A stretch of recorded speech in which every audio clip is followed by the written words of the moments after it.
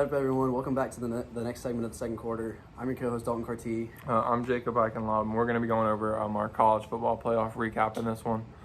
Obviously, both semifinal games were just absolute fucking throttlings. Bama and Georgia both ended up winning by 3 possessions. And you want to talk about the Natty? I didn't really watch it. I just want to point out, to start this off, everybody called me an idiot for picking Georgia to win it all. I still think you're an idiot for it. So 18-33 win for Georgia. Bryce Young had 57 attempts, 369 yards, a touchdown and 2 interceptions, one of those being a pick six. He had negative 43 rush yards. I mean, Christian Harris did have 3 sacks. See, that's the thing, though, I don't like about the NCAA. They factor sack yardage into rushing yardage for quarterbacks. So if you run for 100 yards and get sacked for negative 50, you only get credit for 50 rushing yards, even though that's just not true at all. Yeah.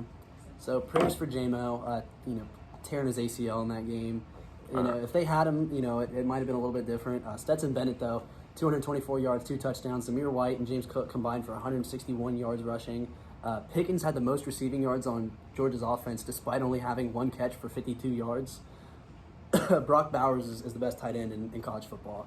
And then Keely Ringo coming up with a huge pick six, and that was really the only thing he did all game other than have 3 tackles. Yeah, a pick six sealed the game with about a minute or so to go. I'm not going to lie to you, I didn't watch this game. I wanted them both to lose. I watched hockey the whole time. This game was very boring up until the fourth quarter. I think it was still 6-9. Excuse me, up until the fourth quarter. So this was by no means the most entertaining one. But I'm pretty sure this is the outcome all of America, other than Alabama, wanted. Actually, I wanted them both to lose.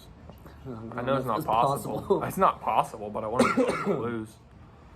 I did not want either one of them to win this game. And then Nick Saban at the end of the game, in a post-game interview, said he was still very proud of Bryce Young and Will Anderson. One game doesn't define their entire career. Yeah. I just think it's funny how Alabama said they were underdogs this entire time, despite having a 5-star quarterback coming out of Mater D, who won the Heisman.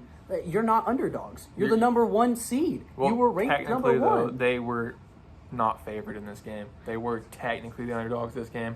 I think there's only been 2 games they were the underdog all year, and they were both against Georgia. The fact that Bryce Young said that he'd been doubted and was the underdog his whole life after he won the Heisman, dude, shut up. But nobody's doubting you past 7 years old. You went to Mater D and was a 5-star. You were the number 2 quarterback in the country in your class. You were not you were never underrated. You were never disrespected. You went to Alabama, the best college football program in history. Yeah, you were not doubted. You were not underrated.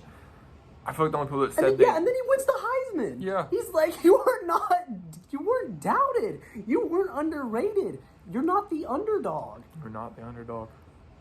If any, I think Georgia was the underdog. Everybody after the loss to Alabama, everybody thought Michigan was going to beat them, and then when they made the championship game, everybody thought Alabama was going to beat them. So I don't think we'll ever see anything like this Georgia championship again. They had a walk-on at quarterback and won a natty. Yeah, I just don't think ultimate respect for Stetson. I don't think something like this happens ever again. Yeah, at least not for a while. This is like a once-in-a-lifetime type of thing. Ohio State with Cardale Jones and J.T. Barrett and who was the other quarterback? Is it Braxton Miller? It might have been. I don't know. I believe it was Braxton Miller. I'm an Ohio State fan. But Ohio State ended up doing that a few years ago with a third stringer against Oregon, against Marcus Mariota, who at the time had the best college football season of all time. And won the Heisman. Yeah, up until Joe Burrow came along. The Yeah, the Heisman curse continues, though. The Heisman curse does continue. They didn't win the national championship. Obviously everybody in America is happy that Alabama lost, other than the state of Alabama and maybe a little bit of Louisiana. And me. And this guy. And maybe a little bit of Mississippi, too. Georgia getting the win, 33-18. Keely Ringo, again, the pick six to seal the game, despite, I think, only having 3 tackles the rest of the game. In my opinion, he should have gone down there. Yeah. Just to really, Did you see Kirby Smart's vertical, bro? He was jumping up and down. You got up. Jumping up and down. I think Kirby Smart could dunk, low-key. Low-key, yeah. I think the measure, it's 36, I think he can jump higher than I can. Probably. For reference, I'm 6'7", and I can barely do rim grazers. I think Kirby Smart could fucking throw down. I'm 5'8", and I can grab net, halfway up the net. I can also grab net, but I do it standing. Yep, so definitely a huge win for Georgia. Stetson Bennett, got so much respect for him. Especially being, I believe, fourth on the depth chart for this.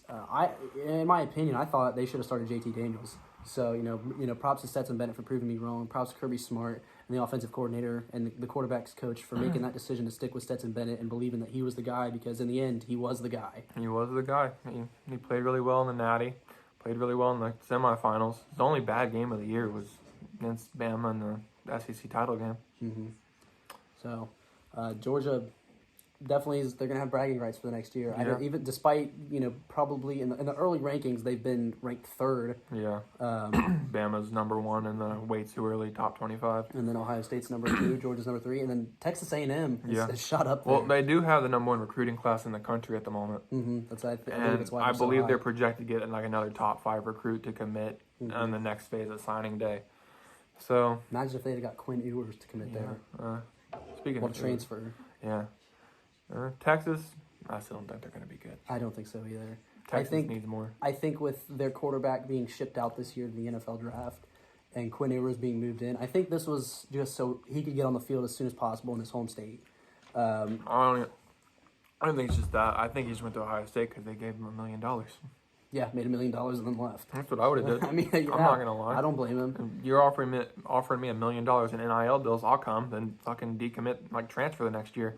I do wish that he would have stayed at Ohio State, because it'd been crazy to see what he could do with Jackson Smith and Jigba. Yeah, but Stroud was going to start. Yeah, which is what sucks. Yeah. Because I would have loved to have seen what a 1.0 rated, 5-star recruit. Like one of the best recruits of all time. I believe he is the only other 1.0 other than Peyton Manning to come out of high school. So definitely, it'd have been fun to watch, but just that wasn't meant to be. No. Sucks, but that's just how college football is now. Transfer portal, NIL deals, and coaches just fucking leaving whenever they want.